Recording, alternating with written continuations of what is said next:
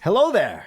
Welcome to the 92nd episode of Split Focus, a film and TV podcast. My name is Simon Eady, and alongside me, I have my co-host, and some, but not most, of a real boy, Adrian Pinter. How does it go, sir? Michael Morbius. It's Morbiusing about Morbius. How about you, Morbius? No, don't know quite what you asked me there, and are you just going to speak the entire episode in Morbius's, Adrian? Morbius, dude. It's like I am Groot. Morbius. Morbius is. How are you, man? I'm okay. Oh. I'm good. This might be the first episode that you don't go back to the classic opening that I think you started with on episode 1 of Split Focus. Should I do that? I'll go back. No. General Morbius. How are you today, Morbiusing? It was closer, but I feel like you're having a little bit of a struggle. It's tough.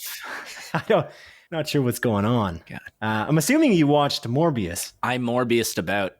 Indeed, Simon. I can't wait to talk about Michael Morbius's hit flick Morbius, where the lines of villain and hero cross. Oh my gosh. Wow. What a film. They blur. The lines are blurred, for sure. They blur just like the CGI in the movie, but we'll get there.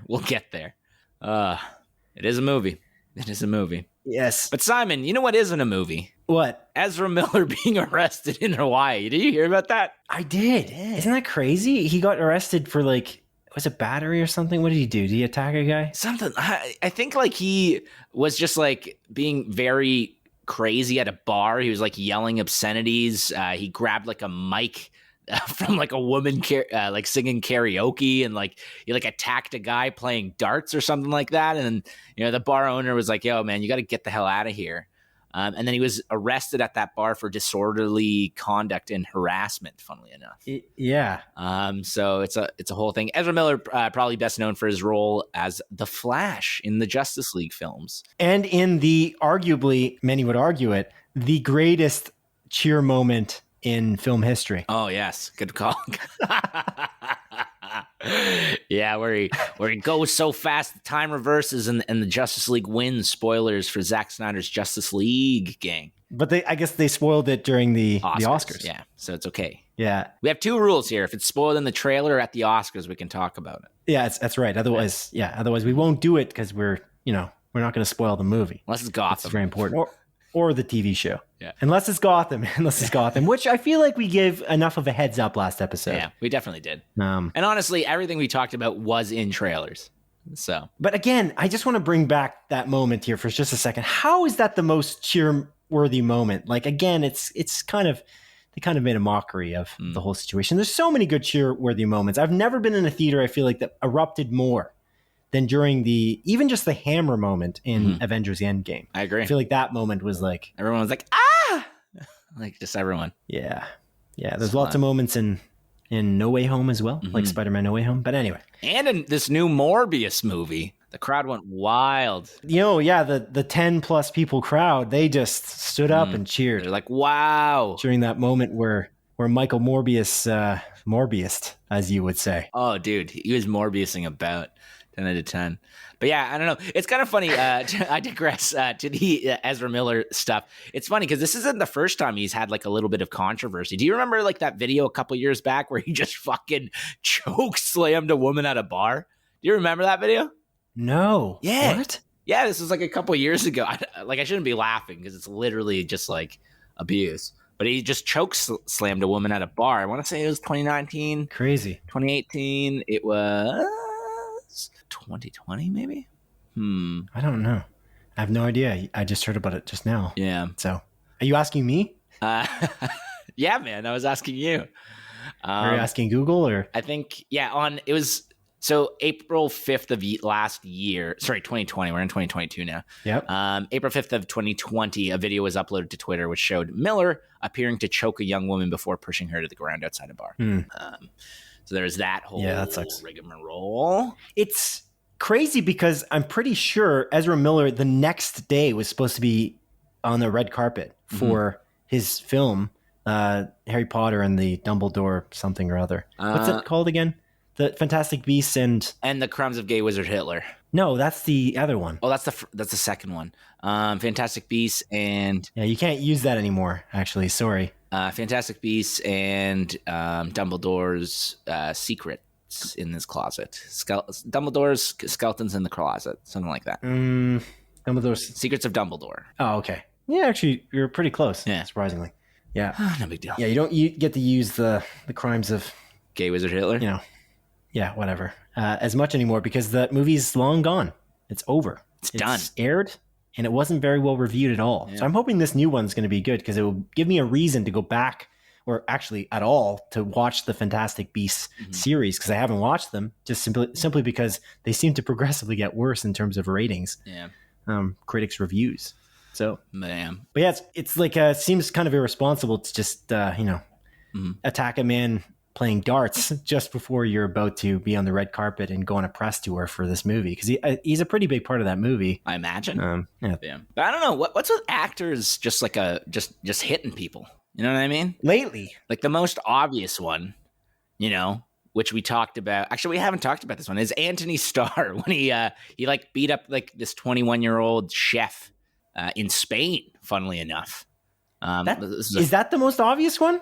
Yeah, man. Or did you just accidentally go to the wrong one there? Because I don't think anyone. No, that everyone knows about this one. No one's talking about any other violent act that an actor has done as of late. Oh, okay. So like Anthony Starr, I think I don't know. This was like a few weeks back, but yeah, he like just like punched some dude after he was like very like drunk at a pub, or whatever, and then I think he glassed a guy with like a bottle or some shit like that. And then he was whoa, same day? Yeah, it was like in the same fight apparently. And then he was like fined. This is an article from Variety. He was fined $5,464.97, and then he was given a 12-month suspended prison sentence as well.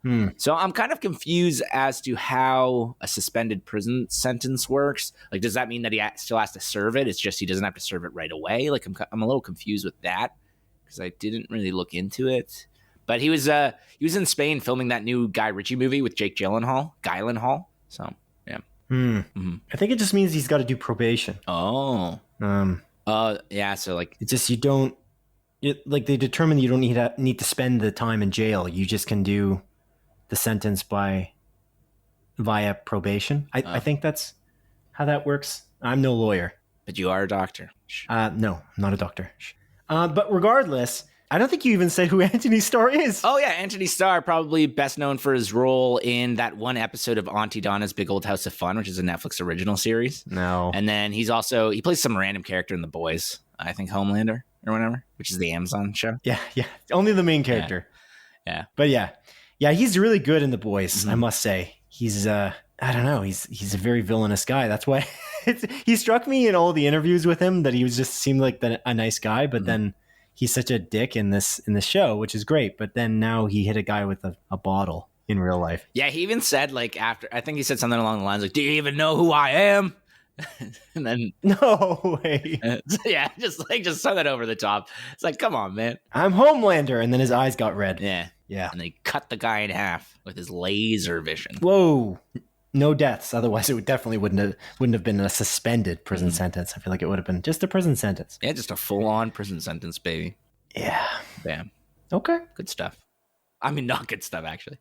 But, No, terrible stuff. Both these stories were bad. Yeah. What a way to start our show. We're very negative on here. Yeah. Consistently. Adrian, do you have any show corrections from last week or maybe weeks before or some other time? Oh my goodness, Simon, I do. And I apologize a great deal. So every week I do, hey, these are the movies coming out. Most of them. Not some, but no, wait, sorry, some, but whatever that running joke we've been doing for the past. Some but not most. Yeah, that one. No, most but not some. Most but not some. I feel like you get most of the movies. I feel like you don't miss a lot of movies when you do the new releases segment of Split Focus. I feel like you get it pretty well, and I appreciate you doing that. So thank you for doing that each week. It does take some effort.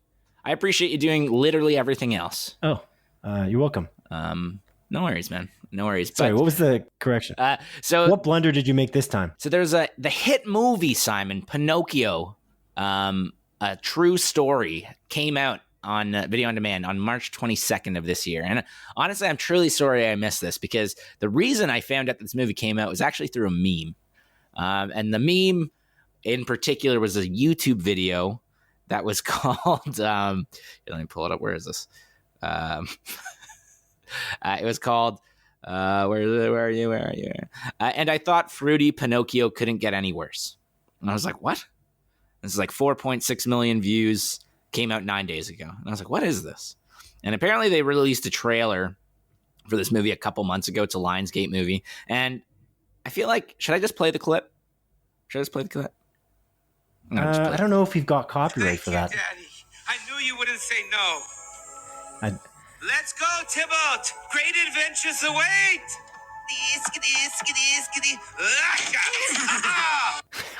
What is this? So that's from the movie Pinocchio, A True Story. And then after that, I watched the trailer. And honestly, this is some of the worst voice acting I have ever seen in heard in my goddamn life. And I highly recommend everyone watch the trailer and then take the time to watch the movie, because I haven't watched the movie yet. And I don't plan to, and I want to hear everyone's thoughts on it. So to be clear, I don't know if you said this already, and I just wasn't paying attention, but this is a fully animated movie. Fully animated movie released by Lionsgate. Yeah. It's crazy because there's so many Pinocchio movies that have seemed to come out in this or have planned to come out in this 2-year span. There was that other Pinocchio movie that was kind of like a horror movie that you said was just weird and frightening. And I feel like you missed when that came out too on this podcast. I don't know if you just don't love Pinocchio movies or what. And then now, I think at the end of this year, the Pinocchio movie with Tom Hanks as Geppetto is coming out as well. Mm-hmm. I think it's 2022 slated, but we'll see. Yeah. But yeah. Possible. Yeah, okay. How dare you miss this movie? I'm sorry, dude. It's a travesty. I even wrote that there in the notes. Yeah, I see that. And I apologize. All right, Adrian, let's reach into that mailbag for a moment here, shall we? We ask our listeners to write into us with comments, questions, and corrections by way of email to splitfocuspodcast@gmail.com. And Sean Howes wrote into us, and he said, new listener and fan. First off, I want to put full blame for the Will Smith and Chris Rock incident on Adrian for his comment on the show where you time traveled to record your episode for the Oscars. He said, be careful with saying they were amazing. What happens if somebody gets shot or something? Well, Adrian, something did happen, and I blame you. Just kidding. Obviously, just kind of funny that something big actually happened. On another note, you mentioned last week about who is watching Marvel movies and that they're really made for everyone. I feel like the last couple movies, along with the upcoming projects, they have almost made them for varying audiences. Example being Hawkeye, Miss Marvel, potentially geared towards less comic book enthusiasts and more just fans of specific actors, or maybe a younger audience that they can pull into the universe. On the other side of things, movies like Spider-Man No Way Home and Doctor Strange in the Multiverse of Madness are really geared toward viewers that are heavily invested in the Marvel Cinematic Universe or towards longtime comic book enthusiasts. Fans that have never seen the Tobey Maguire or Andrew Garfield Spider-Man movies wouldn't understand the storyline. There will be characters us non-comic book readers have never seen, and storylines that are totally new and potentially super confusing. Now that the big story that started with Iron Man and ended with Endgame has been completed, some people are good with that story and don't want to or need to continue with the new stuff. Personal example, I'm invested by the continuation of this universe, shows and movies alike, but my fiance, a huge fan of the Iron Man to Endgame plotline, has no desire to watch Moon Knight, Loki, the Multiverse of Madness, etc. Just a thought, after hearing your perspective on who these movies are all for, what do you guys think? Signed, Sean Howes. Adrian, thoughts? We got a newcomer writer. Oh, whoa. In the midst. Thank you very much, Sean, for writing in. I appreciate it very much. And honestly, It's funny that you mentioned the whole Will Smith Chris Rock incident, because I was actually I tried to re-listen to the episodes after you edit them, Simon, and just I actually picked up on that at the end there too, and I was like, oh man, I did say that, and something big did happen. So maybe I am to blame, because time travel ruins everything. Well, sometimes it fixes things. Oh, that's true too. There's a bunch of movies where it literally fixes things. That's a good point. God damn, you're a smart man. Yeah, I guess. Do you not watch movies? I've literally never seen a single movie in my life. That makes sense. Yeah. Except for Morbius. Oh, dude, Morbius. Oh, my God. I can't wait to talk about that movie. Jesus Christ. Soon. Yeah, we'll get into it. But honestly, I've kind of changed my tune a bit on our like statements from last week. I was like kind of like thinking about it. And I think the movies, although are still kind of made for everyone, they are, I think, still a little bit more tailored to specific audiences. So like on a grand like scale, I think everyone can watch all of these movies and enjoy them. But I think they still have like their target audience specifically.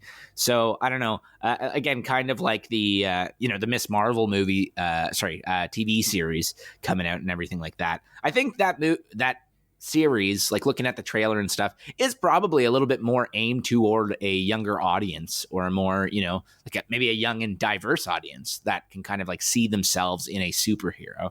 But again, it's still, I think, made at the end of the day for everyone to watch.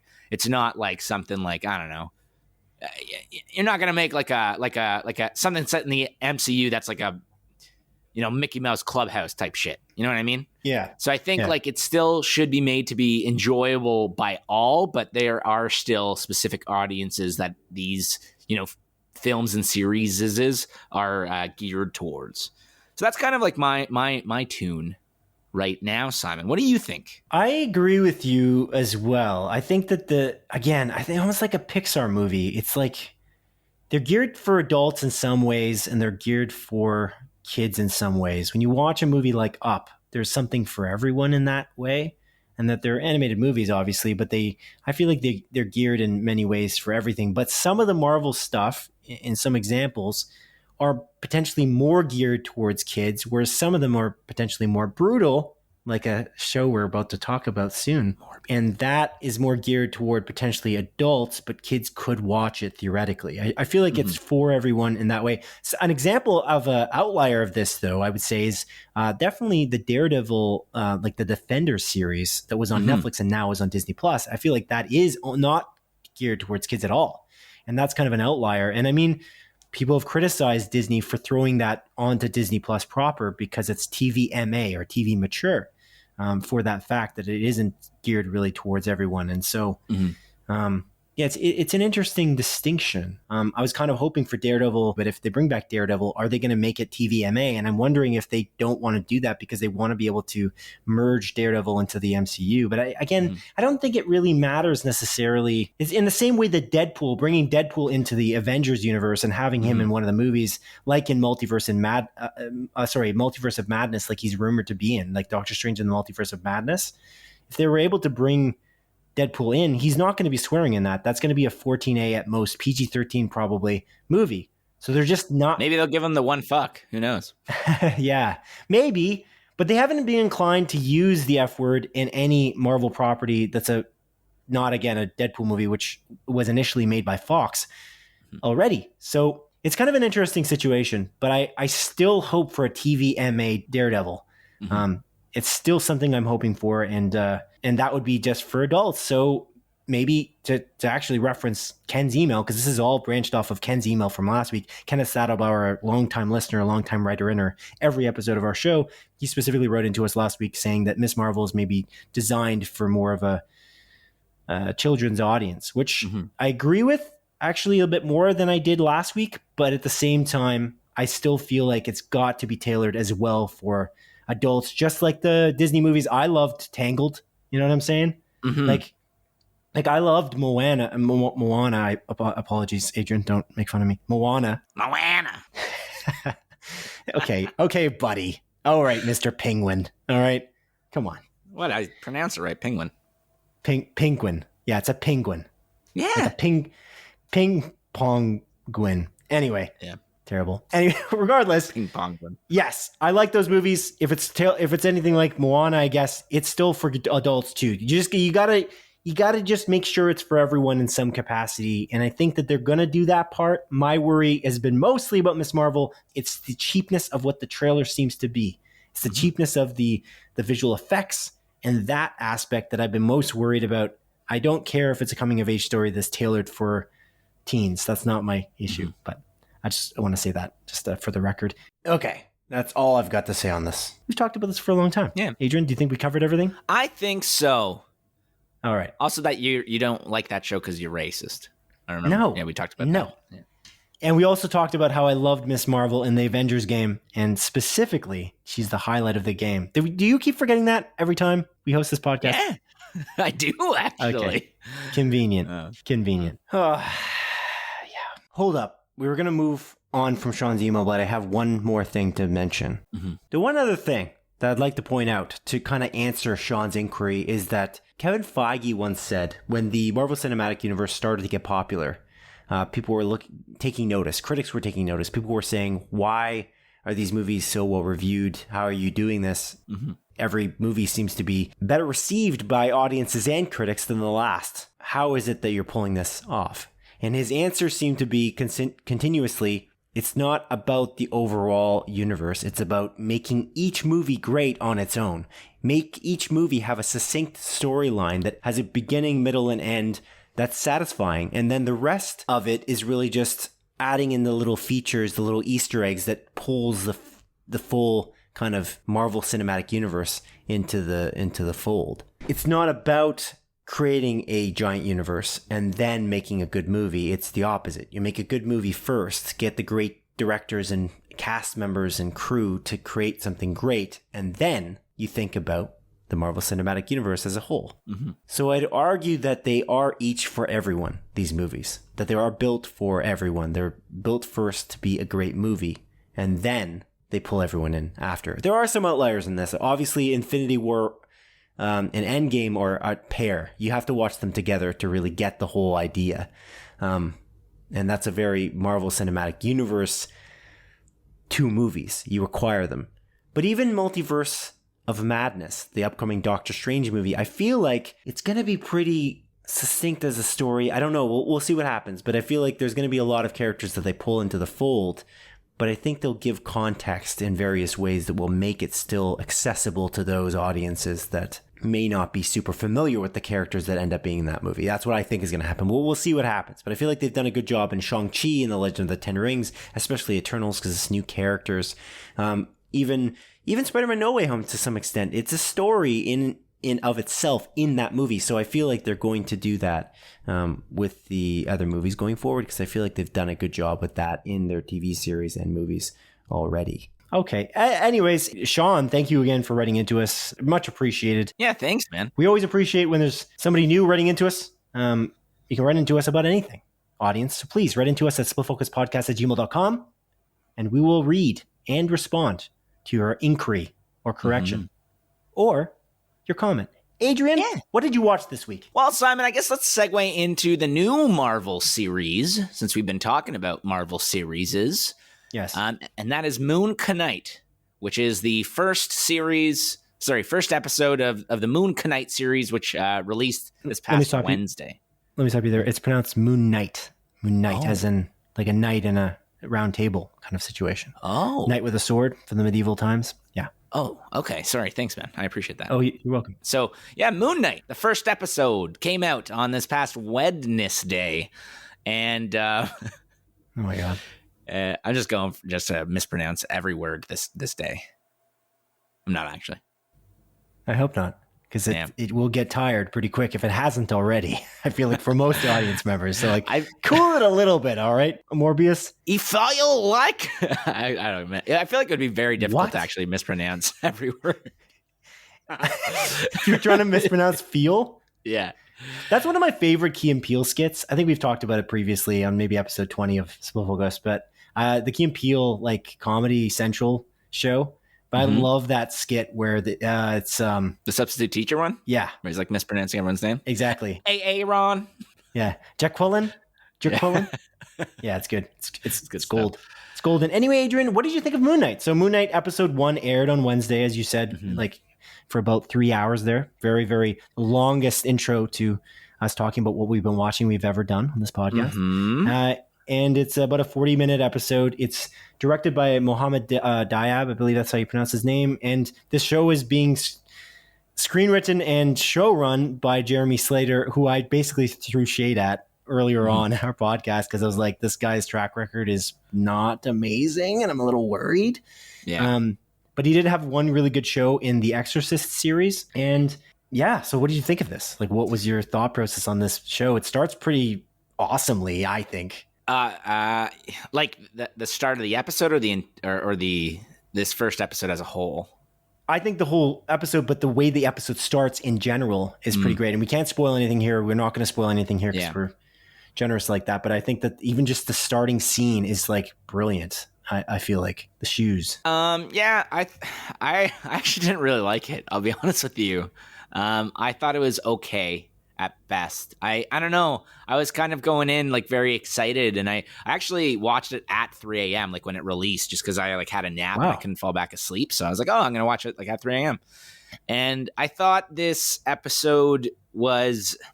I think this episode is kind of the prime example of your argument where these shows would be so much better if we could binge them, because this episode, this first episode is quite slow and is a lot of setup. Which is not necessarily a bad thing, but I really just wanted to watch the next episode right away to be kind of like, what the fuck is going on right now? And I think this first episode is very confusing and oddly paced. And although I think that is literally the intention of this first episode, because you're following Oscar Isaac's character, Steven, kind of jump through like multiple days and not really know what's going on. And again, it's part of his like sort of like multiple personalities that he's kind of going through and why you don't really know what's going on and not seeing it. And again, you're kind of you're following him directly. This one version of Oscar Isaac's character, you are following him directly and you're not seeing anything in between or after. And although it's a cool creative choice, I think for a one episode sort of thing, that's all we got. It makes for a very disjointed and confusing episode that I felt like the pacing was off. And that's why I wanted there to be a second episode for it to kind of maybe, I don't know. I'm hoping that the second episode's not going to be as disjointed and sort of you're only following one version of his personality realistically. And that was kind of my initial like thought through it. I liked it enough, but I wouldn't actually say I didn't like it. I think I would say like I didn't really like this first episode entirely. And honestly, I think this has some of the worst CGI in a Marvel show, if not the worst CGI in a Marvel show that I've seen. There's a car chase scene that looks genuinely atrocious, where I was shocked and appalled. I was like, what? Like, considering the money Disney has and the production value that they put into most of their shows, and even like a show like Hawkeye with their car chase scene that is miles better in terms of how it looks. A highlight of that season in general. I agree. It was like a almost all in one shot in some aspects. It was very well done. Yeah, it just that car chase scene really took me out of the series, and I was like, oh my god! Like I literally just out loud was just like, oh fuck, this looks awful. You're talking about Moon Knight again. Yeah, Moon Knight. Sorry. Yeah. So I thought you were talking about Hawkeye taking it out of it. No. Like it took me out of it because I was like, wow, this is the greatest car chase scene ever. Yeah, it is. It's not the greatest, but it's still just significantly better than this Moon Knight one. And yeah, again, I think that's kind of why this first episode suffered from it. And I literally, as soon as the episode finished, I immediately thought of you, and I was like, I think you're right. Like these shows would definitely benefit of just being, given like, just give me the entire fucking series so I can binge watch it. I hate this weekly shit. It's so backwards.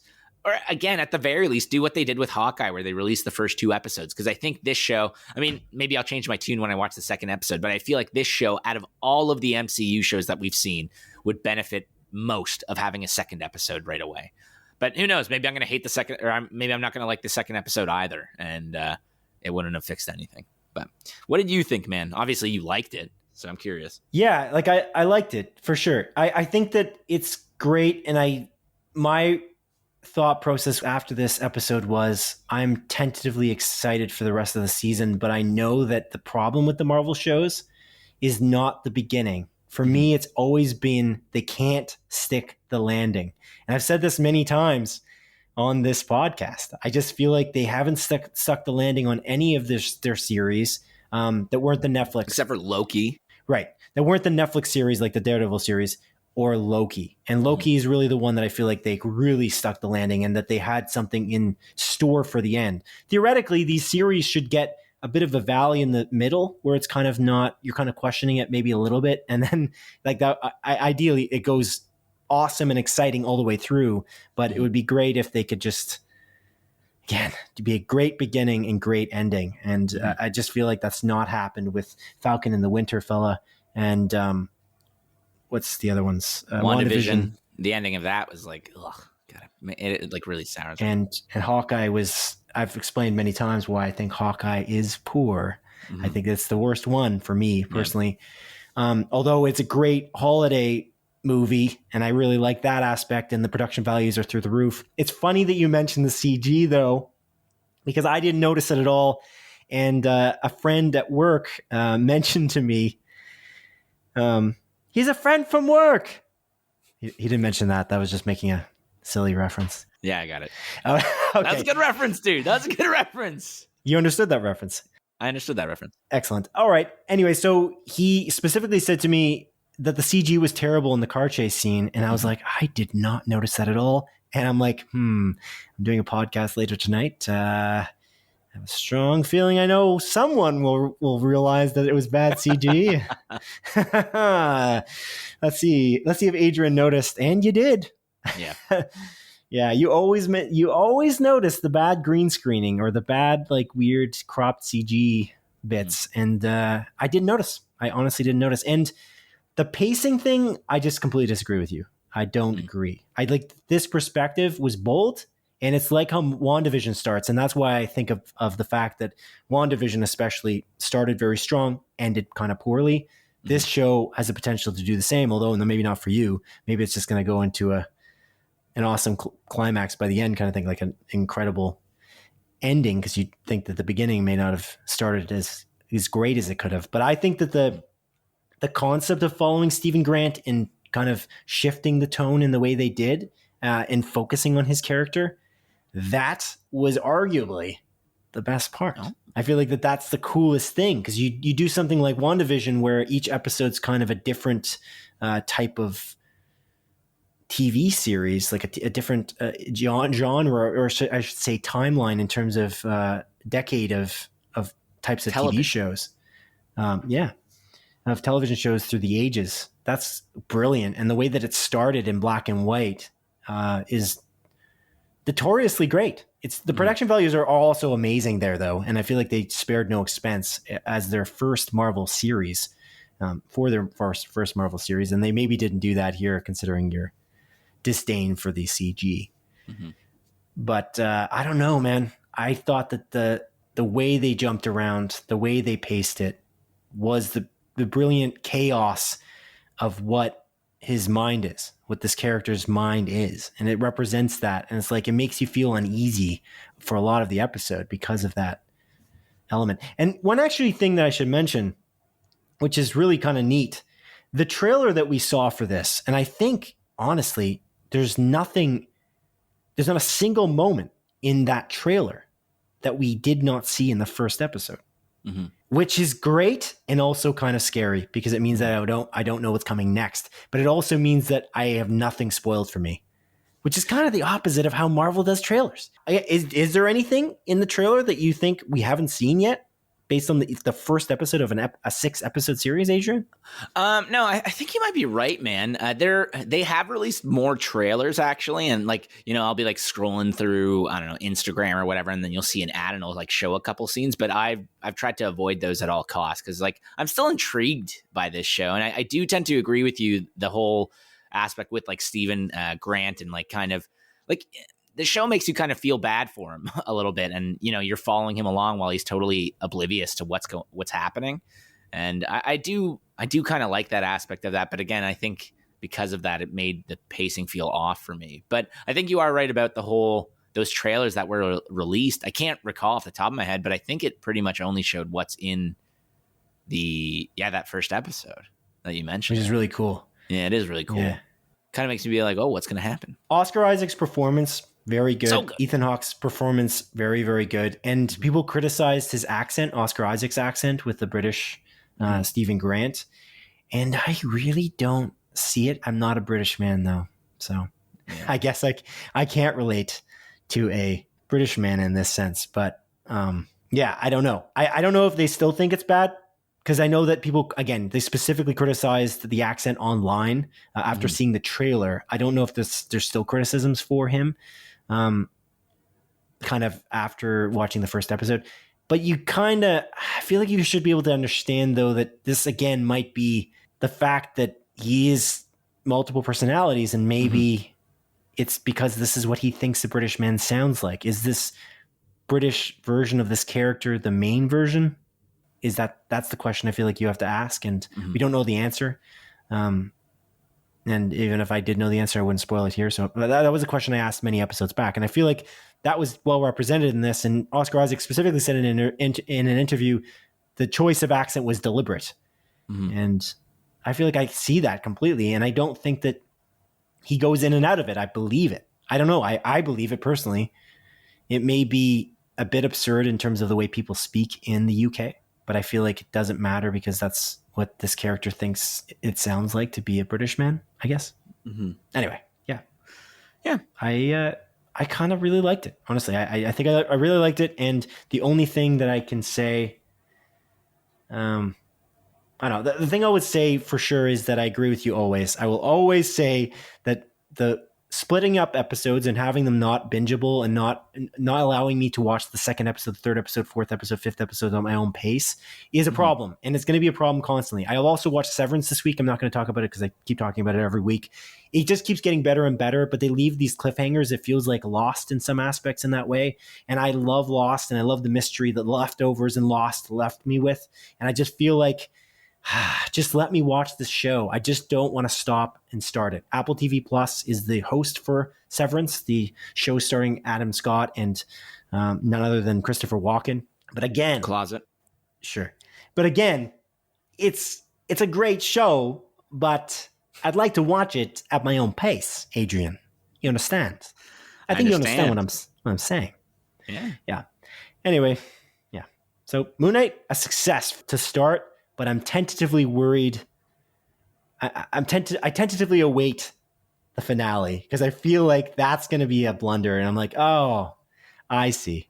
This is another Marvel show. Okay, I get it. Yeah. But yeah, you really didn't like it. The way you didn't like the very first scene. I thought it was all right. Yeah. Like, I don't know. Like, again, I was intrigued by that initial scene. Yeah, I don't know. I was interested enough, but I was just like, oh, this is edgy. Oh, I see. That's like a problem. Like edgy in the way that Morbius tries to be edgy, or? Oh, dude, not even close. Morbius was just the most edgy, cool movie out there.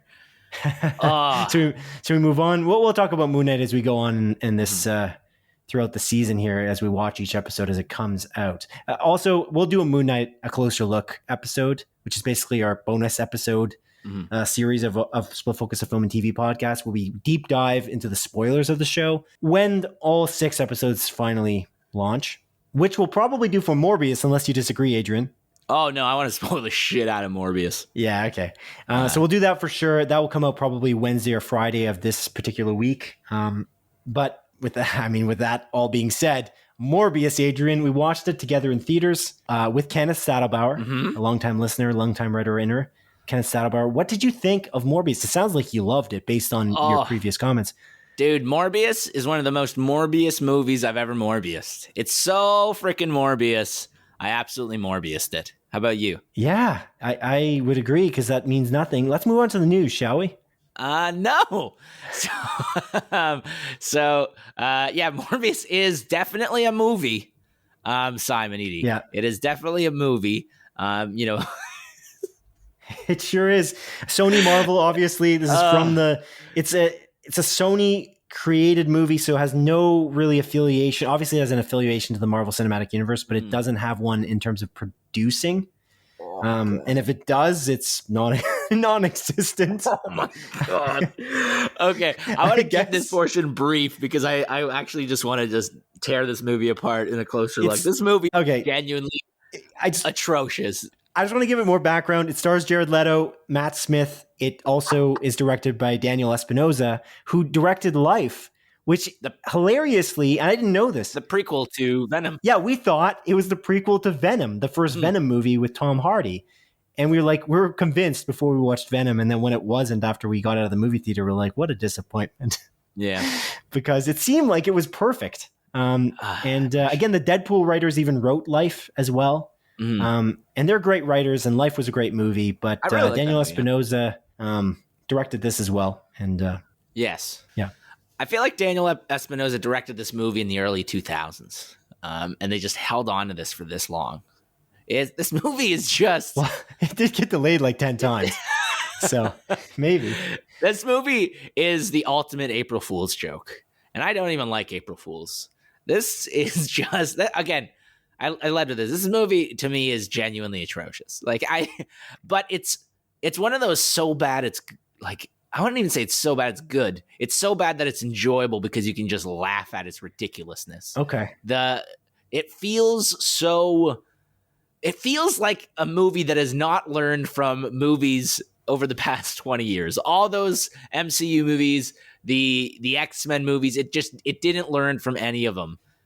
Even like the Venom movies that came prior, it felt dated and ridiculous and corny and just took itself so seriously when it just really should not have.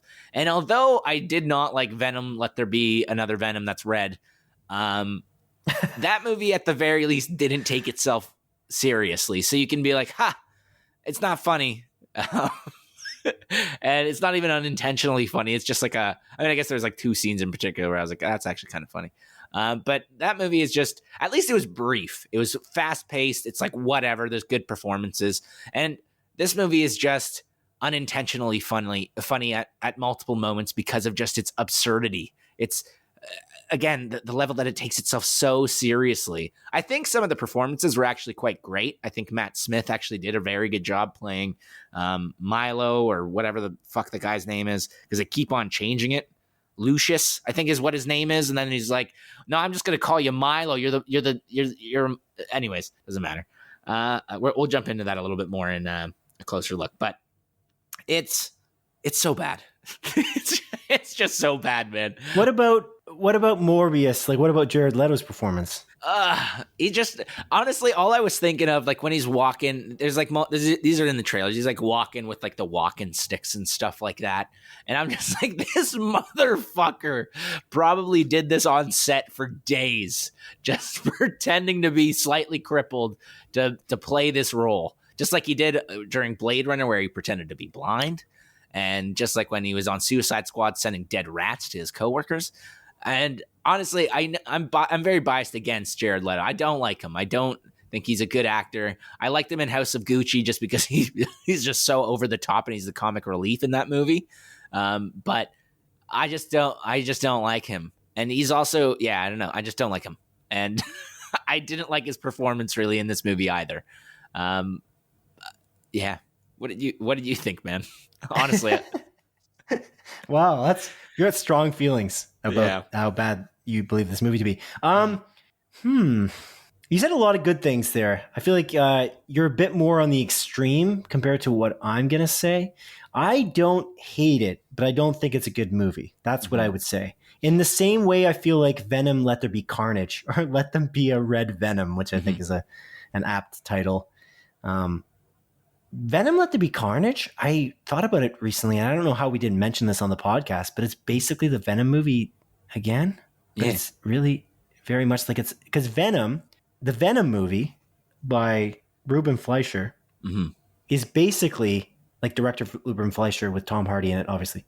Yeah. That movie is basically just a Marvel Cinematic Universe Marvel formula movie, like in the vein of Iron Man or Black Panther or Ant-Man or Doctor Strange, but with no humor or less humor or just edgy kind of humor that this is not really that funny. except for the lobster tank scene, which is amazing. But I think that is because of Tom Hardy, because Tom Hardy is so great. And watching Tom Hardy be this like sweaty mess the whole movie is the highlight of the movie. And it's fun to watch because he's so like, he's quite great at what he does. And his accent was really good, even though people I feel like criticize that too, that accent as well, being not a New Yorker accent or a proper one. But Venom Let There Be Carnage is the same movie, basically. Again, it's a Marvel Cinematic Universe origin story again, kind of, and they just basically do the same thing, where you're fighting your inner demon, but you're also just fighting someone who looks like you that is the same. But it's also a little bit of a rom-com. Kind of. Yeah. I think they're both like that, actually. Yeah. But they're also not that funny. Like the jokes, they're trying to make them funny, and they're not really that funny. Like there was like many moments where I was just like, that's just a cringy joke. Like I don't really feel it. But Tom Hardy's performance in both, and Woody Harrelson's really good in Venom Let There Be Carnage as well. And so Tom Hardy's great in both. And I like that part. This movie is the same movie, as you just said. Yeah. And I completely agree. I just feel like they just did the same thing again.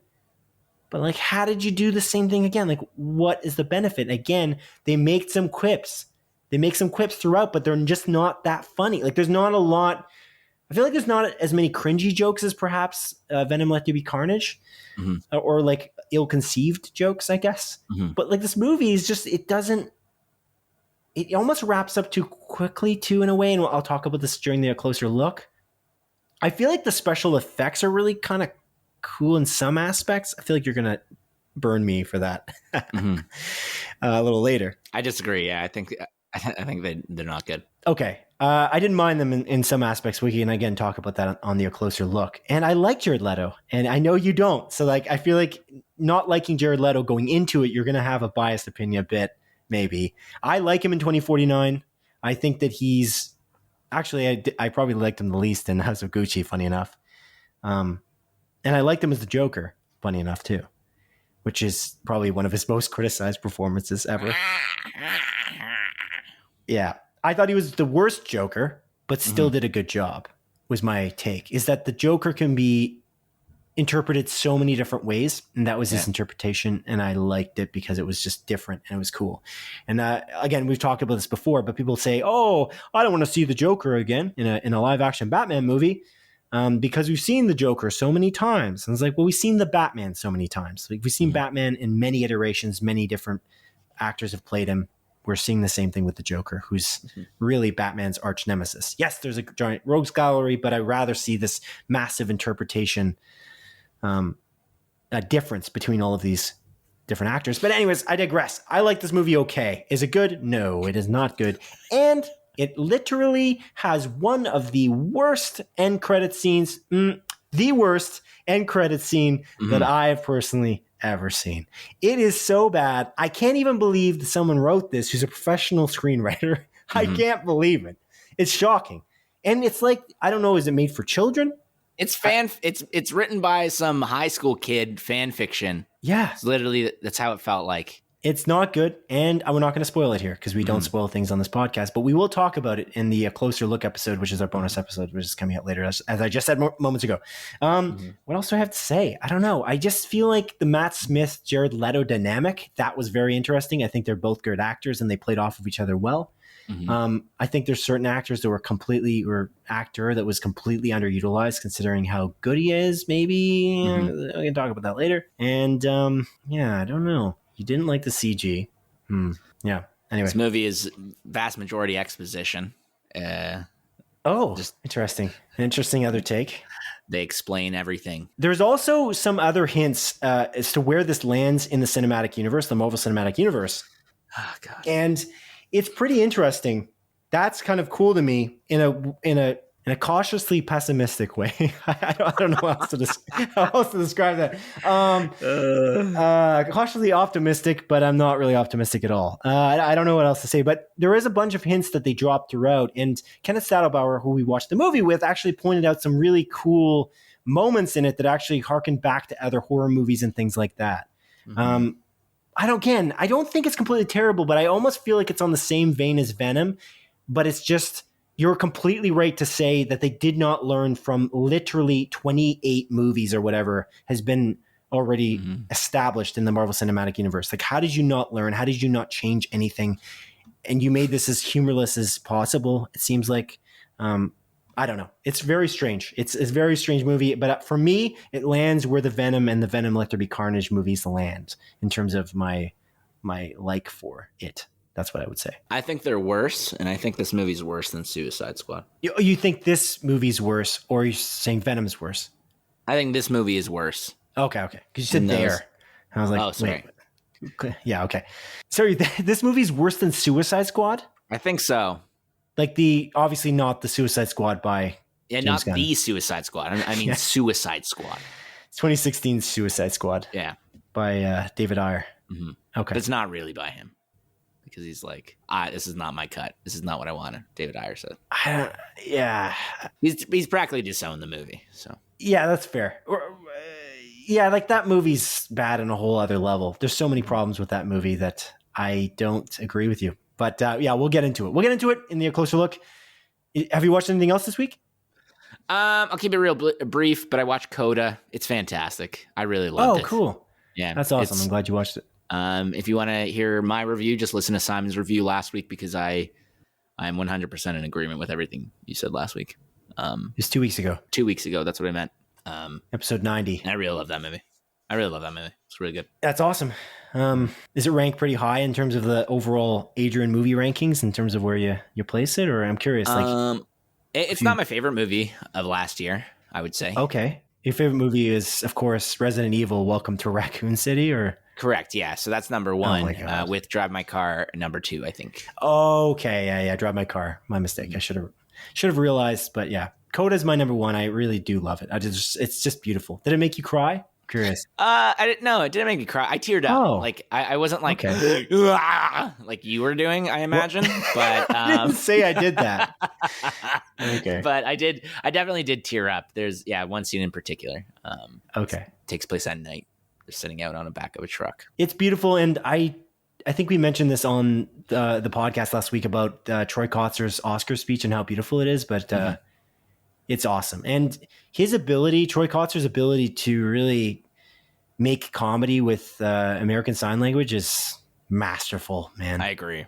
And it's shown in that movie for sure, but it's even shown on stage during the speech. Mm-hmm. But yeah, he's just really good. He's a really good signer for sure. So anyway, he's awesome. Well deserved. Mm-hmm. Cool. Anything else? Is that everything you watched? That's it, baby. That's it. That's all. Cool. All right. I watched one more thing, and I'm going to talk about it very, very briefly. HBO Max's Our Flag Means Death. Ooh. Is that done? Is that finished? It's done. Finished. Oh, nice. Okay, I'm going to jump into that. Fuck yeah. There's 10 episodes. And this is, of course, a Taika Waititi somewhat directed series in which basically a pirate by the name of Stede Bonnet. He's not really a pirate. He's just this guy who's like I don't know, his family's rich, and he decides that instead of just taking his inheritance and having a family or whatever and being like all happy and like land, he decides to become a pirate instead for some reason. And is played by Rhys Darby, this fella. And Rhys Darby's known for Jumanji, but he's also known for the Taika Waititi movie, What We Do in the Shadows. And it's just ridiculously ridiculous show. It's as I just said, it's 10 episodes. I'm on episode 3 now, so watch 2 of those episodes, and they're just, again, some of the actors of this, it's just really, really funny, and they're a ridiculous group of people that just shouldn't be pirates in a nutshell. And so when you watch more or watch any of it, Adrian, we can talk about it some more, I think. Yeah, definitely. My parents actually watched, I don't know if they've watched all of it, but they recommended it to me because I think they released the first 3 episodes at the same time. So they watched all 3 of those. My mom was like, oh, you should really watch this. So I was definitely planning on to. I remember we talked about this many, many episodes ago too. So I'm glad that it's done. I didn't realize it was done so quick. That's sweet. Yeah. All 10 episodes are done. And I'm a fan. I'm a fan. Curious how it's going to pan out. I wasn't the biggest fan of the first episode, but I'm like, I know that Taika Waititi, he has a little bit of a slow burn comedy. Even with What We Do in the Shadows, I was kind of like, what is this? Even the start, the first like 10 minutes or so. So I feel like as it goes on, you just get accustomed to this very quirky comedy that he brings to that. And to, I think it's more rambunctious in Thor Ragnarok, but certainly he brings it to even Jojo Rabbit in some way too. Mm-hmm. But it's very good. He's not, by the way, I'm giving a lot of credit to Taika Waititi, but he just directed the first episode. It's actually the creator of this is a fellow by the name of David Jenkins. Oh, just to be clear, Davy Jenks, as I call him. Yeah, of course. All right, Adrian, should we move on to the news? But we're going to do that anyway, so It's too bad for you. Let's begin with a small collection of more focused news stories that have been particularly pertinent this week. Number 1.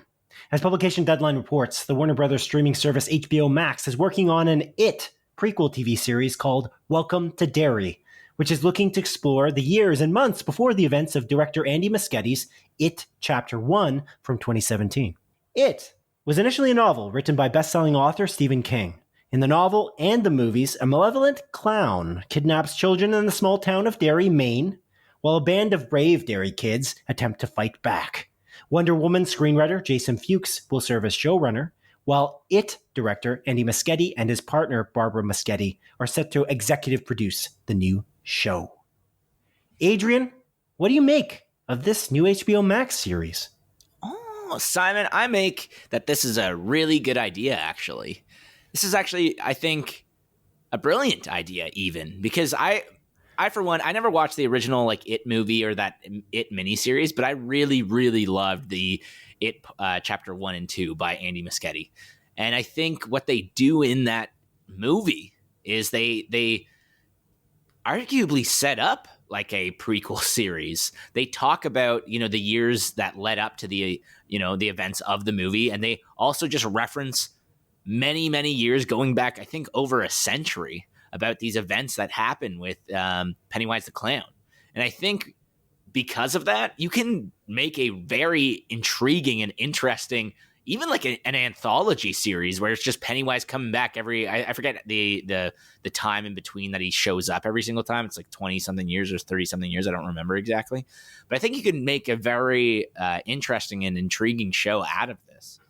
What do you think, Simon? Yeah, it could be interesting for sure. I've seen both It movies, like the Andy Muschietti ones, definitely not the past series, and I did not read the book. But I did like what Andy Muschietti has done with this series, and I'm glad that he's executive producing it, because I think that if he kind of gives it a bit of a direction and is involved in some way, I feel like it could be pretty good. I'm curious what they could do with this. I'm tentatively curious. I don't know. I liked it quite a bit, I think, those two movies. So again, I'm just patiently waiting to see what they end up doing for this series. Yeah, man. And I feel like the tone of those movies, it's obviously like it's honestly terrifying, like a very terrifying horror movie. But the way they balance kind of comedy throughout those two movies in particular is... Great cast in both. Oh, dude, such a great cast. And it's like, it's very brilliantly, again, balanced tonally. And if you can kind of, I guess, mimic that familiar tone where it's not all terrifying, where you actually kind of like watching these kids go through it and like shooting the shit with one another, I think you can, again, create something very special. And I'm very curious who they might cast in this. And like what the real direction will be. Like, are they going to do it like every like 30? I can't. I'm super curious. I want to say it's like 37 years, but I might be totally wrong about that. But yeah, like I'm curious what you can do and what you can come up with. And again, like I'm a big horror fan as of late, especially in these like past couple of years. So if I can get like a really awesome horror series, dude, color me in, dude. Count me in. It looks like it's 27 years. 27 years. Okay, I knew there was a 7, and I knew there was a 3, something in front of that 7. Okay. Yeah. It's close to 30, but not quite. It's 27. Yeah, it's most of the years leading up to 30, but not some of the years that are 30. Exactly. Very bringing it back. Very well done, Adrian. Number 2, as Deadline reports, the Regina Hall, Amy Schumer, and Wanda Sykes hosted 2022 Oscar ceremony were up by 73% in total viewership over the hostless 2021 Oscar ceremony. Wow. The 94th annual Academy Awards ceremony garnered 16.6 million viewers over the course of its over 3-hour show. Notably, the viewership was bumped up by around 500,000 sets of eyes after Will Smith slapped comedian Chris Rock for presenting what Smith found to be a wildly disrespectful joke about his wife, Jada Pinkett Smith. Which he initially laughed at, and you can see it. After Will Smith won the award for Best Actor for the film King Richard, a similar jump in viewership occurred, with an extra 600,000 viewers tuning in for more potential live awards show drama. Overall, the 2022 Oscars is being called the most social Oscars telecast ever on record, with a 139% increase over the social media interactions recorded in 2021. In regards to the infamous Will Smith slap, actor Will Smith recently apologized publicly to Chris Rock and resigned from the Academy of Motion Pictures Arts and Sciences due to what he called his betrayal of trust of the Academy. According to publication The Hollywood Reporter, Netflix has placed their Will Smith starring action film Fast and Loose on the back burner due to his Oscars incident, with no current plans for replacing him as the lead. Fast and Loose is a mob boss-centered action flick that initially had John Wick director David Leitch attached to direct until Leitch dropped out a week prior to the Oscars due to scheduling conflicts. Adrian, what do you make of all of this? This is quite the jump for the Oscars viewership, which is a good thing, I'd imagine, I guess. Yeah. But bad in some ways, I guess, as well, for the reasons for some of the jumps. Yeah. So real quick, I'll just mention Leitch dodged a bullet there. Jesus Christ. Leitch dodged a bullet by dropping out of that movie that is now shelved anyways, by Netflix. So good for him, I guess. But yeah, the whole Oscars going up by 73% in total viewership. That's awesome. I'm glad. And I think we've talked about it at length about how not having a host at the Oscars was stupid, and that it was a much needed addition to the Oscars to create a more cohesive and balanced show, realistically. And I know that isn't totally what increased that viewership count, and a lot of that had to do with the whole Will Smith situation, slapping Chris Rock. It's still nice to see, and honestly, I should actually mention something. Before that ever happened, Troy Kotsur won the award for Best Supporting Actor, and actually that was the moment for that Oscars ceremony that the viewership was the highest, actually, I'd read. So I did say that there was a negative of the fact that it increased in these weird peaks every time Will Smith was involved. But in reality, I think it was just better in general, and then it peaked up even more, so that the overall average was probably higher because of Will Smith. But Troy Kotsur's speech, which was beautiful, which I mentioned earlier, is actually a pretty high peak for the ceremony, which is fantastic because it was beautiful. Yeah, that is awesome, actually. That is really beautiful. God, Coda was so good, man. I know we briefly talked about it earlier, but that's a really freaking phenomenal movie. Super special. It kind of, not to go on a tangent, which I'm literally just about to do, it kind of reminded me of Lady Bird in a way. Yeah. Me too. And actually, to talk about this, the thing that's the worst about talking about all this slap and bullshit is the fact that that was what this award show was really about, is celebrating these amazing movies, these amazing moments, these amazing actors, these amazing technicians, these sound designers and everything like that, and costumers, etc. They're just not acknowledged as much as this stupid moment. And this is the biggest problem. And so you tangenting to say that Coda is amazing, the best picture winner for 2022 is, I mean, you can apologize all you want, but it doesn't bother me because it's really what we should be talking about, I guess. Yeah. But this story overall is a bit more branching because of the craziness of Will Smith. But I feel like we didn't talk enough even last week about the fact that Questlove won Best Documentary. And it's a thing that's like completely slighted in a way. Questlove is amazing, and the fact that he won Best Documentary right after Will Smith slapped Chris Rock meant that his complete win was overshadowed. The fact that he won for an amazing movie. I haven't seen it, to be honest, but I think it's on Disney Plus, right? Summer of Soul is what it's called.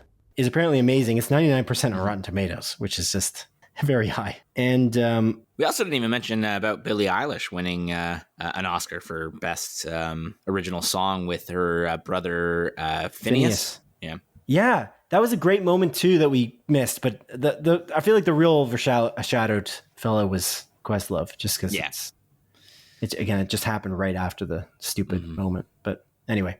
Yeah. Anything else you kind of were thinking about this? Well, honestly, I don't know. I've been thinking about it, and like, honestly, what Will Smith is just it's an awful thing. He definitely shouldn't have done it. And I'm glad that he, at the very least, apologized for it. And there's a lot more, because both you and I were like, why the fuck wasn't he removed? And, reports have been leaked that he literally refused to leave.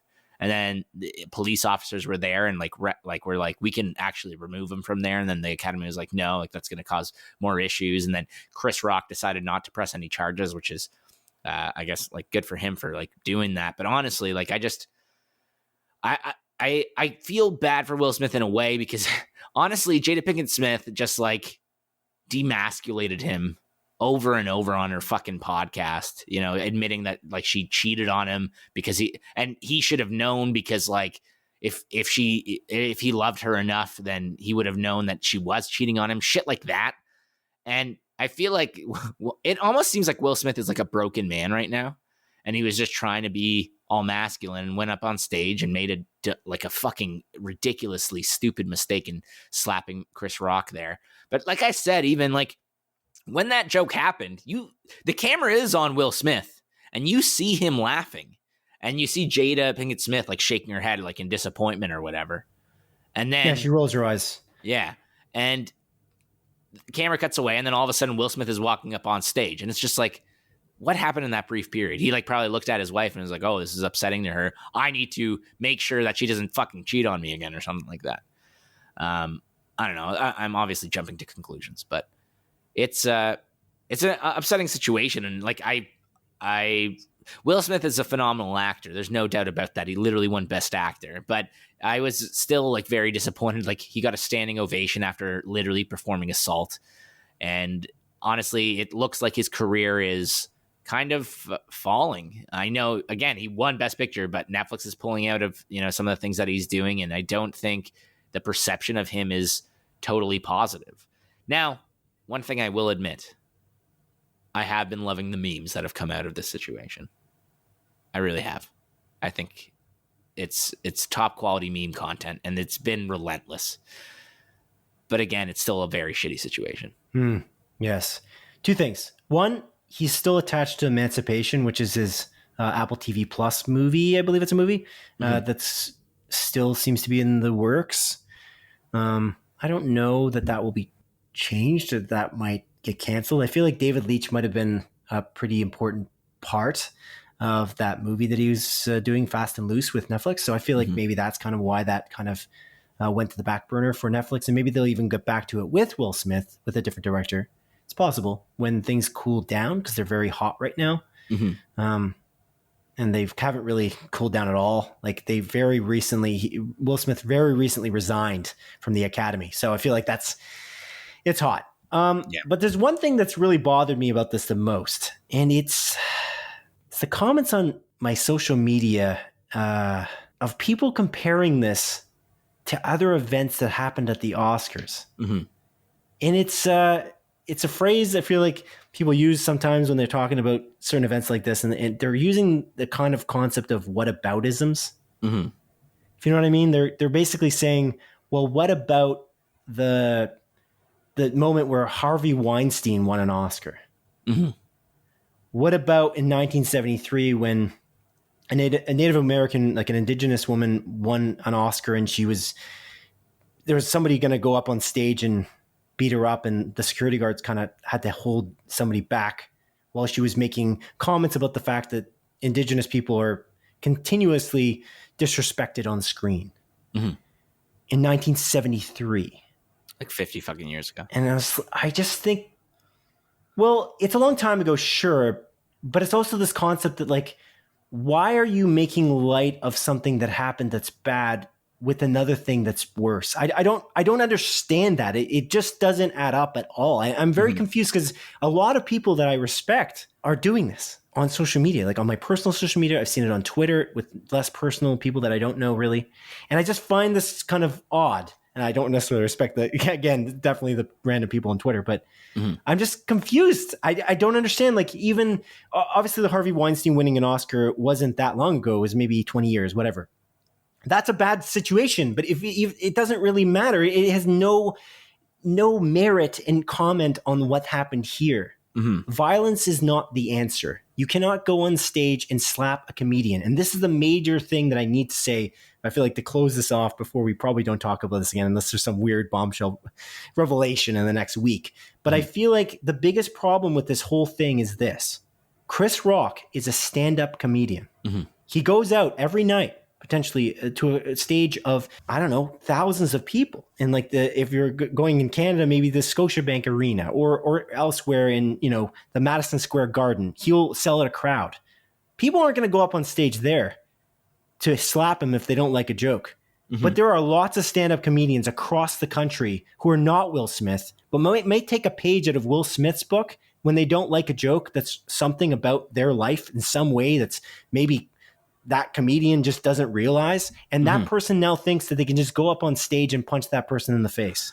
That is a huge issue. And it's the biggest problem about this. There is nothing that should allow you to go on stage when a comedian's material has offended you slightly to punch him. I agree completely. Yeah, no, 100%, man. I agree completely. And I think that is probably the most important takeaway of this entire situation. Will Smith, unfortunately, arguably normalized being able to abuse a person for making a joke when it's literally Chris Rock's job. He was hired. He was brought on there probably to crack jokes. And it's not the first time that, hosts or people that are presenting awards have made jokes about people and that have been in poor taste. You mentioned Ricky Gervais last week at the Golden Globes, how he literally just tears into every fucking person to like a crazy extent. If a guy who's been in show business this long, as long as Will Smith has, is that offended by this joke?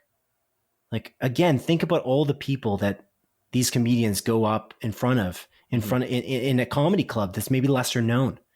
And it's like, there's just they're taking a bit more of a risk. Yeah. They're going to get, something lobbed at their face, which has happened many times. It's just violence is just not the answer. And again, I just cannot explain. I cannot understand why anyone would take this and think, well, let's just make light of it because of something that happened in 1973, which was worse. And to think that the Oscars haven't gotten better, they're trying to get better. They're changing the Academy's composition to make it more inclusive. They're trying to get better. Are we just going to say, well, you know what? They let Harvey Weinstein win and a bunch of other abusers. And so therefore, you know what? They're hopeless anyway. That's not the case. They're not hopeless. They've made mistakes and they're trying to fix them at least. They're not claiming that they're just keeping it the same. This is a silly argument. I'm so confused. It was the most confusing thing over the last week that I was seeing on my social media. And I'm just like, okay, you think violence is okay then? After someone says a joke? Yeah. It's so silly. I don't know. It's a silly thing. And I think, what it is? I feel like the reasoning, if I were to, put it like the psychological, like my psychiatrist hat on for a second, just, lay down on that couch there, Adrian. I will. Just lay back. I'm actually going to lay down. I'm going to do the bit. Oh, okay. I'm lying down. I'm not even joking. I just moved. Now I'm lying down. I feel like I've drawn this out too much. Will Smith is a respected guy in Hollywood. He's generally not made very many mistakes. He seems like a good guy. He's been okay in interviews. People seem to respect him, generally. But when you break the idea of Will Smith being this good guy, this facade that we all know, which he might still be a good guy. He maybe just made a bad mistake. Who knows? We don't know who Will Smith is, though, because we don't know him. We never met him. As fans, we don't know him. But people have this idea as this constant in their brain. It's like a baseline for maybe a part of their personality even, is that they loved Will Smith and, Fresh Prince of Bel-Air. They loved what Will Smith potentially stands for. If Will Smith slaps a man on stage, maybe it's just difficult for some fans to wrap their heads around it. They can't understand. It's almost broken a part of their reality. And so as a result, they kind of just feel like they have to defend him.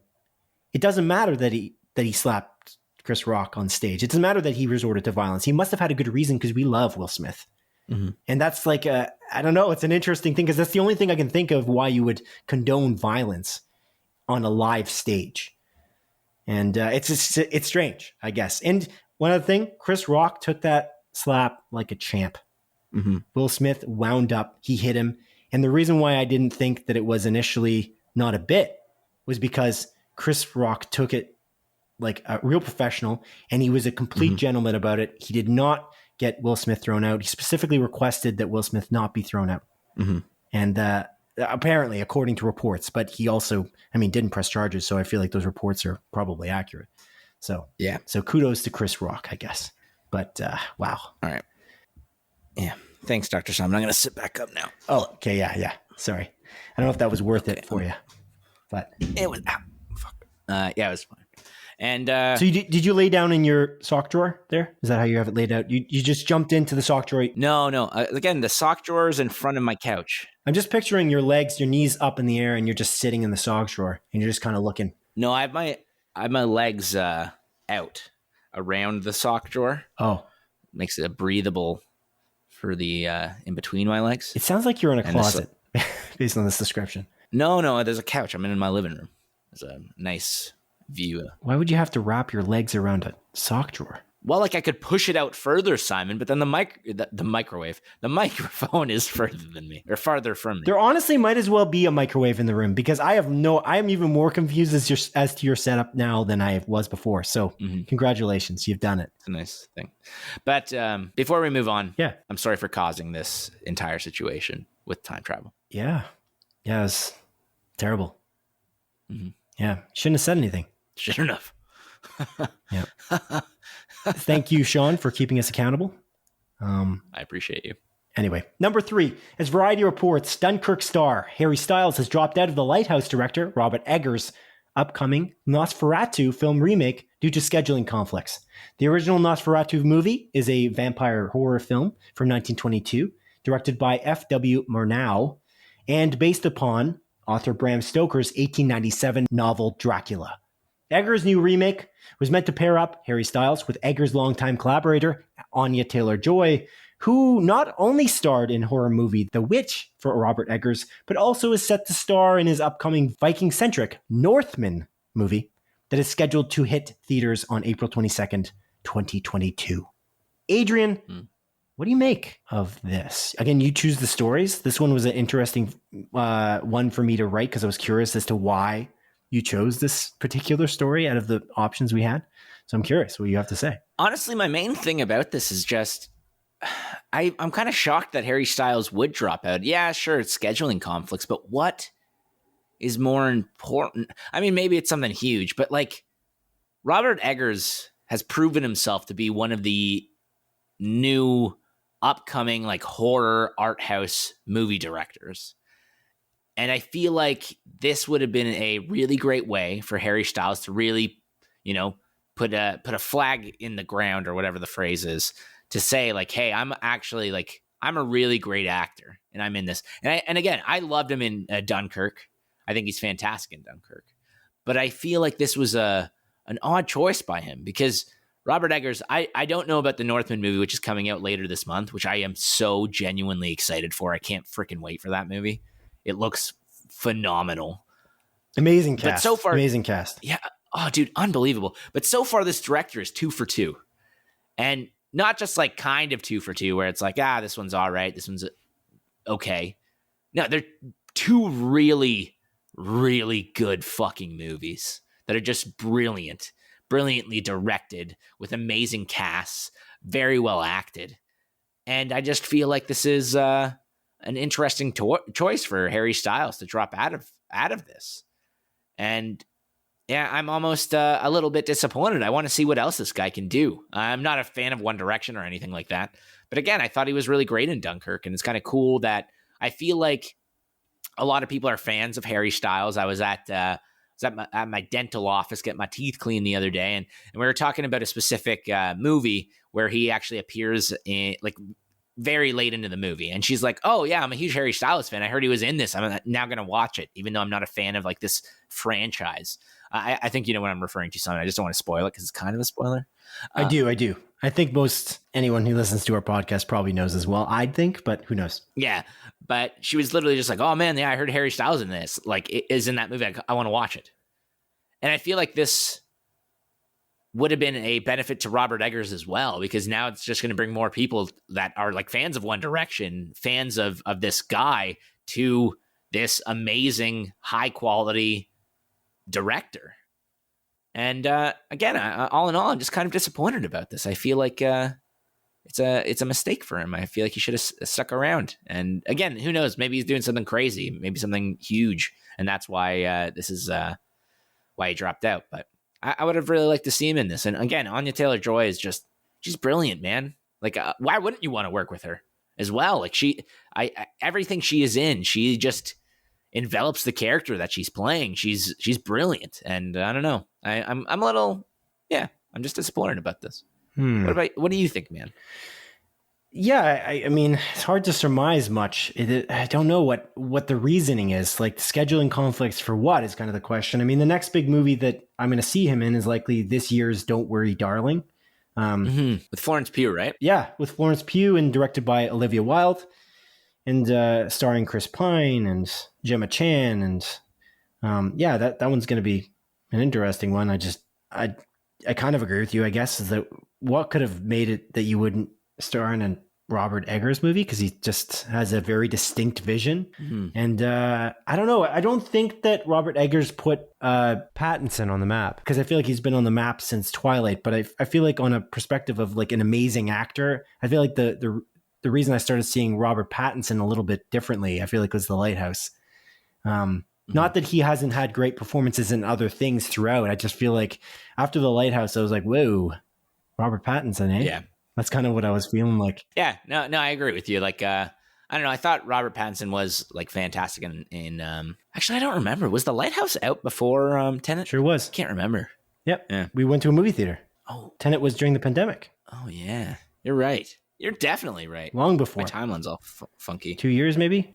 When did The Lighthouse come out? I don't know. That movie's so good, though. 2019. Yeah, so a year before, I guess. Maybe a bit more, just because Tenet came out at the end of the year in 2020. It came out to theaters as well, of course, but it came out to theaters like just as the theaters opened. It was like everything was opening for Tenet, basically.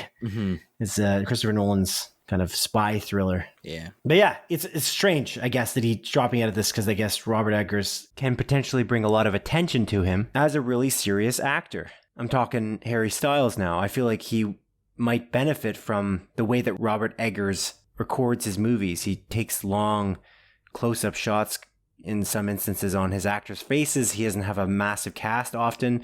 I mean, I don't know about Northman, just because Northman's got a pretty large cast compared to the Bottle episode that was The Lighthouse, but even The Witch, man. Even The Witch is a very small Yes. cast too. Like, it's very focused. Yeah, that's fair. Okay. Yeah. Adrian? Now onto the montage, a sequence of our show in which I briefly present the week's smaller news stories as Adrian delivers a brisk verdict. Number 1. According to publication Variety, an 8-episode James Bond reality TV series is coming to Amazon Prime Video, with James Bond stewards Barbara Broccoli and Michael G. Wilson set to produce the new series.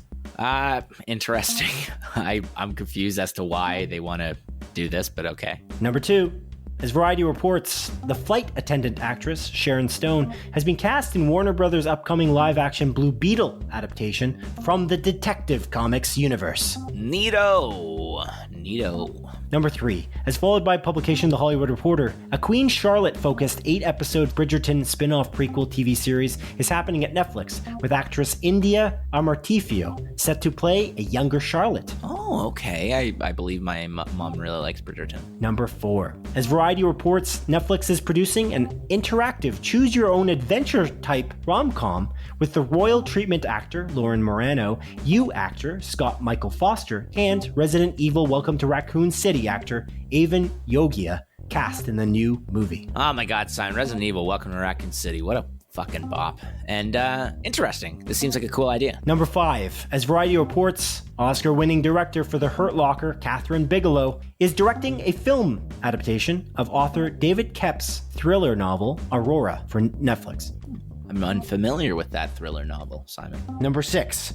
As Variety has reported, Network ABC has renewed medical drama The Good Doctor and cop drama The Rookie for a 6th and 5th season, respectively. Wow. Great stuff. Never watched them. Number 7. As Variety reports, Network The CW has picked up Canadian law drama Family Law, starring Firefly actor Jules State and Legally Blonde actor Victor Garber, from production company Entertainment One. Oh my goodness, can't wait to see how this connects to the Gotham Knights show or whatever. Number 8.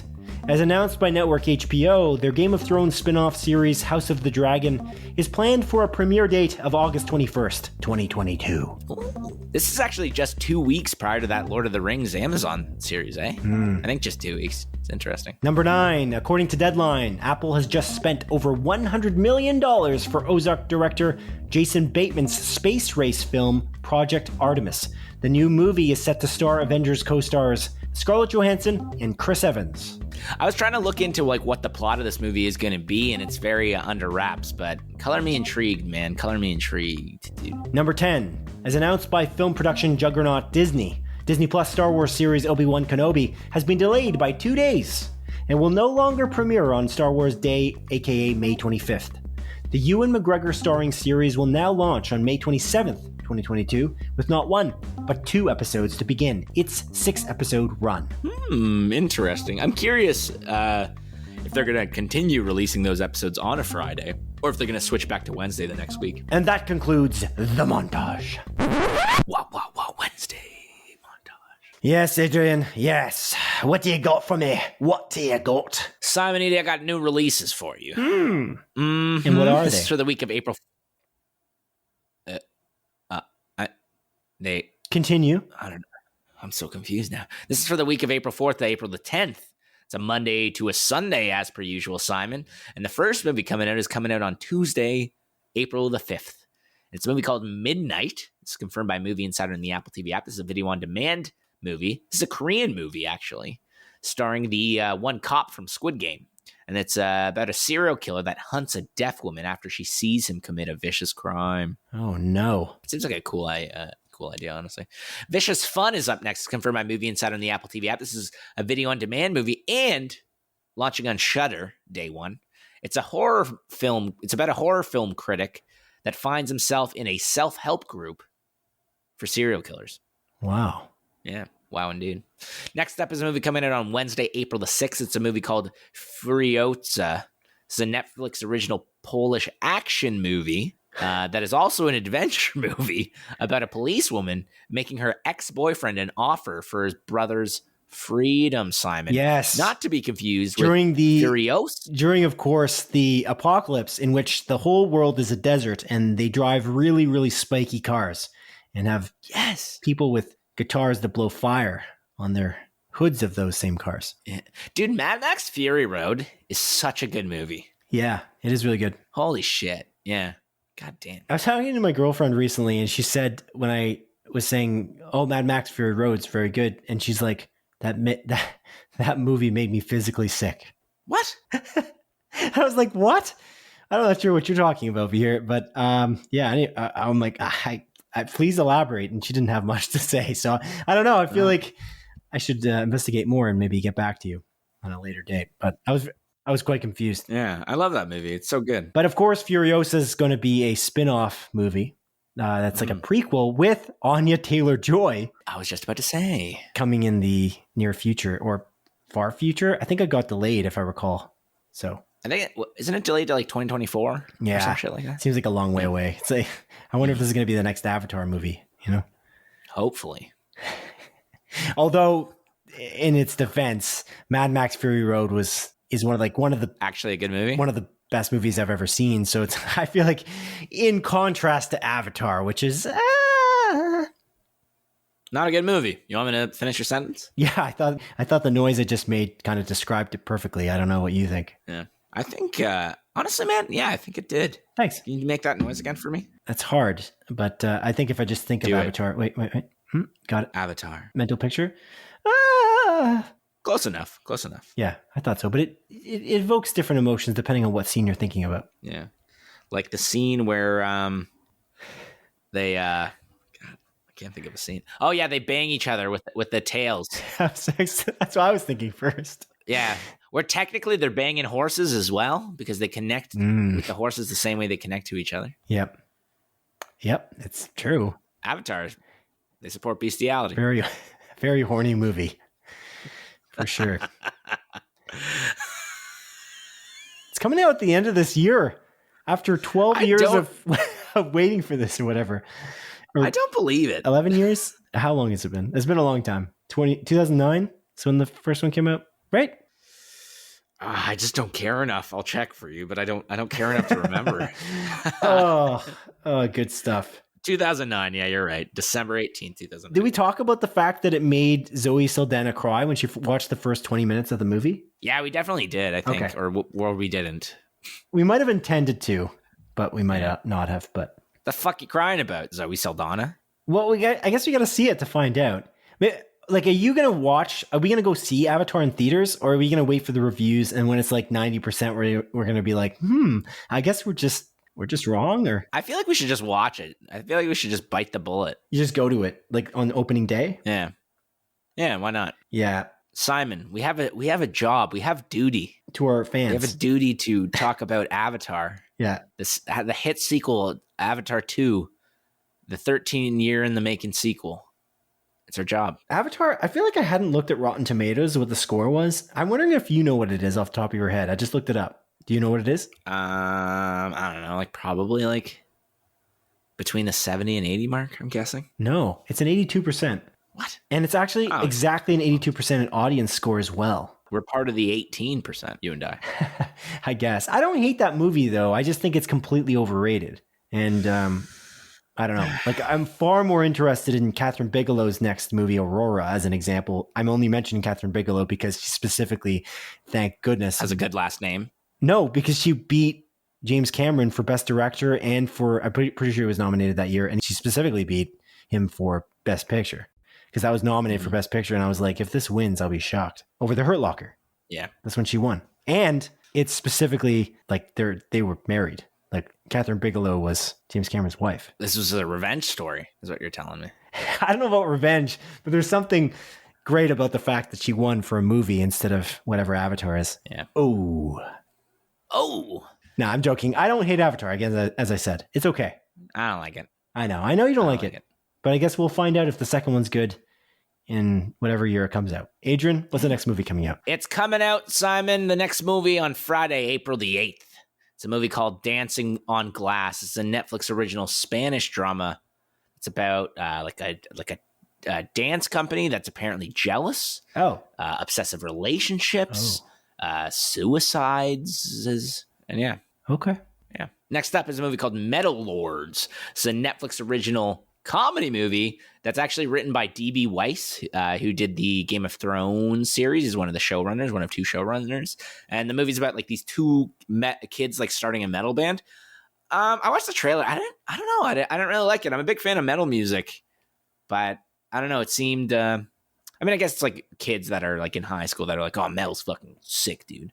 And metal is sick, but I don't know. I didn't really like the trailer. I'm going to probably watch it though. I'm curious. Next up is a movie called All the Old Knives. This is confirmed by Movie Insider in the trailer, Simon. This is an Amazon Prime Video original film starring Chris Pine and Sandy Newton. I meant to write Thandie Newton.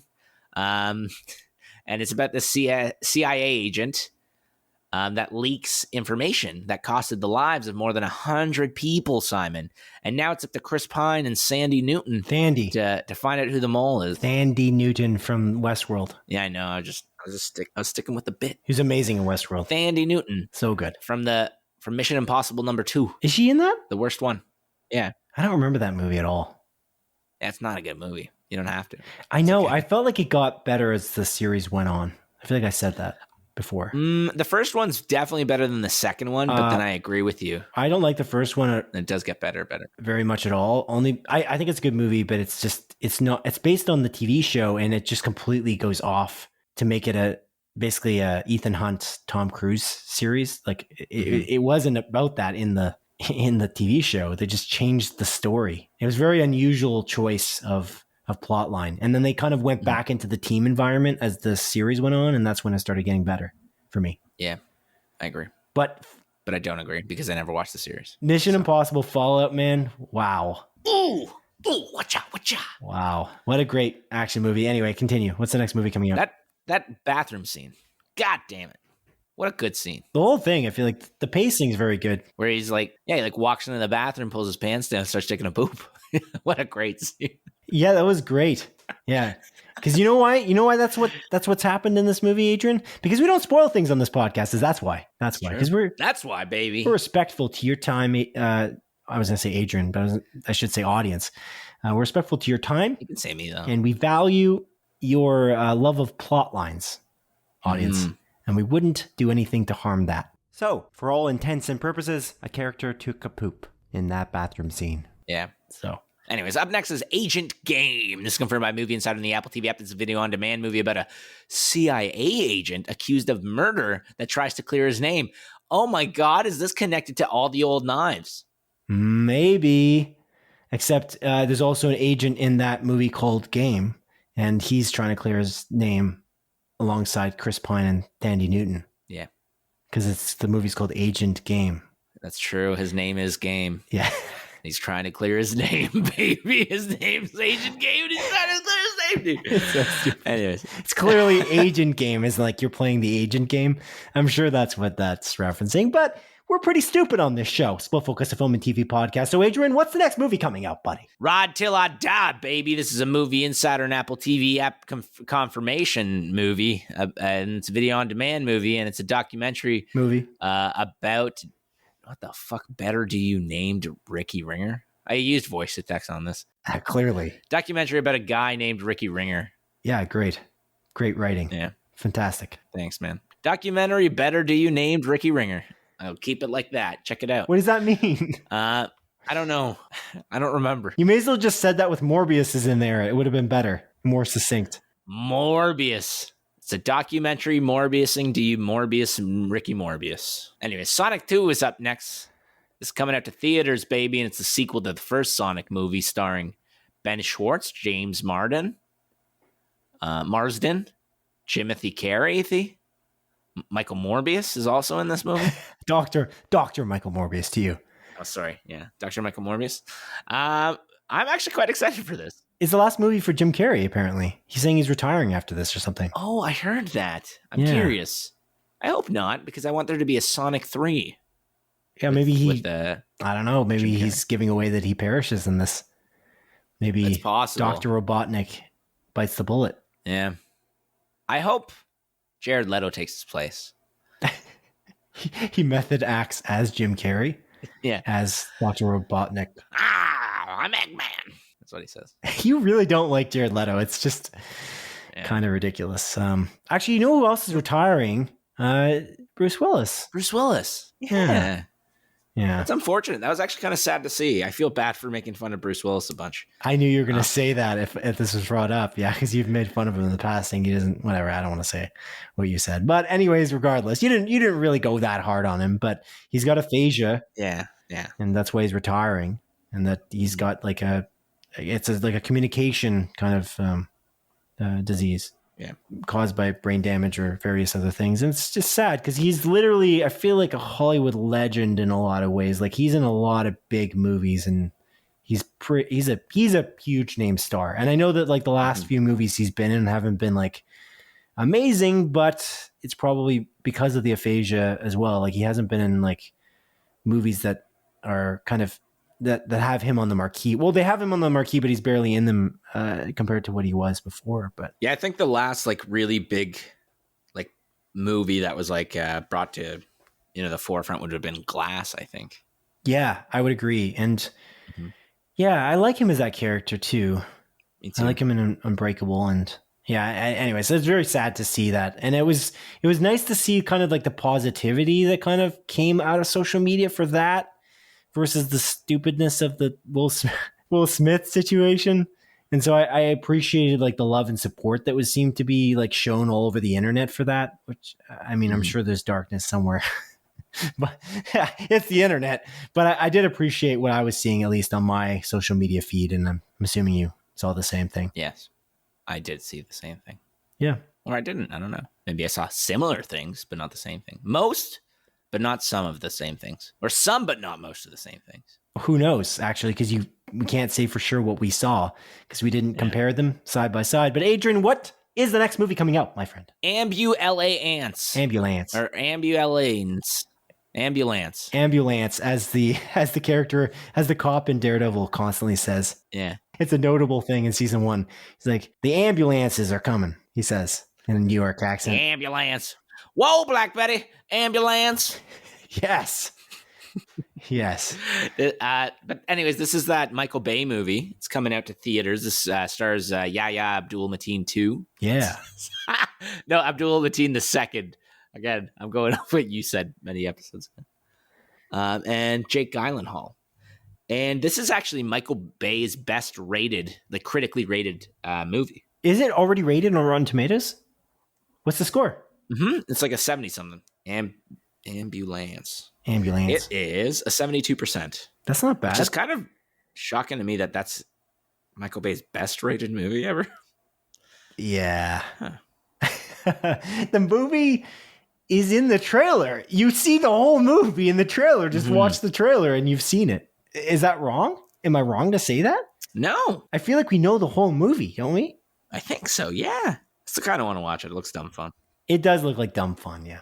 And those actors are really great. Mm-hmm. It's also Isaac Gonzalez of many movies, but like Baby Driver. Yeah, I was going to say Baby Driver. That's probably the one I know her from, right? Yes, and the Rosamund Pike movie, I Care a Lot. Anyway. Ooh, I never watched that yet. Adrian, what's the next movie coming out? And the final movie that's coming out is a movie that I mentioned 2 weeks ago, but I was wrong about when it was actually releasing. And it technically released last week in limited quantities, but now it's everywhere. It's Everything and Everywhere All at Once. It's coming to theaters. This looks great. I really want to watch it. It does, but it looks like it's coming to no theaters around us. And I'm so excited for this movie. I really want to see it, but I don't think we're going to be able to see it unless it's going to land in the Princess Twin theaters in Waterloo, which is like a small indie joint. No, Simon Eady. Yeah, Adrian Pitter. It's playing at Galaxy Cinemas in Guelph, Waterloo, Landmark Cinemas in Kitchener and Waterloo this Thursday, dude. Yes. Are we going to go see it then? Yeah. Because it's like a 97%. Yeah. On the Rotten Tomatoes. Definitely. Okay. Definitely. I'm down. Do you want to watch it on Thursday night? I think I'm free. I'll have to see. We'll talk. We'll talk. Not directly. No, we won't, because we don't talk outside this podcast. But I'll message Jimmy. Yeah. Even though I don't like him, you can message Jimmy. You didn't let me finish. I would never talk outside this podcast. Give me a second to finish formulating my words. I'm a little tired. It's been a long day at work. Okay. That's what she said. Sorry, I missed the opportunity to say that. It's been a long day at work. What am I? No, you never let me finish. A male gigolo?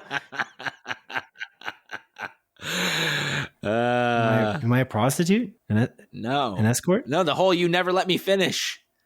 Oh. I said that's yeah. Oh, okay. It's an orgasm joke, Simon. I understand. You weren't calling me a prostitute. No, I think you're much better than one. Okay.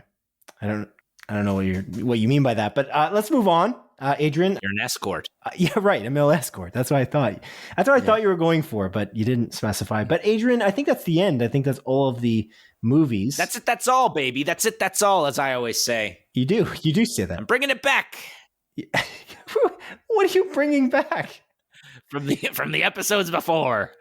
Yeah, that's it. That's all. Yeah, I guess you're bringing it back, but I also say bye every episode, and I don't say I'm bringing it back. But regardless, you're bringing it back with the buys, dude. Good job. I love it. Yeah, I'm an amazing host. Adrian, this is the end. You are an amazing. This is the end of our episode, and I'd ask our audience to please write into us at splitfocuspodcast@gmail.com. I will ask them to please review us on Apple Podcasts, on Spotify, maybe both, not none. On one or the other or both. That would be the priority. If you can rate us on Facebook as well, I'd appreciate that.